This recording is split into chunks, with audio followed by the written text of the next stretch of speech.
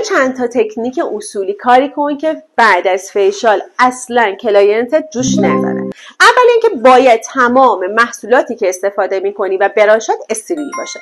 دوما اینکه التهاب رو از پوستش بگیر با محصولاتی که آبرسانی بالا. زمانی که شما لایه برداری و بعدش تخلیه انجام میدی یه التهابی روی پوست یا اون فولیکول مو میدی که اگر اون التهاب رو نگیری باعث جوش میشه. اولین کار استفاده از ژل های سوتینگ و آبرسانی بالاست و یه پوینت مثبتش اینه که زمانی که پوست هیدراته بشه و آبرسانی بشه جذب ماسکا و مواد مؤثر بعدش خیلی بیشتر میشه.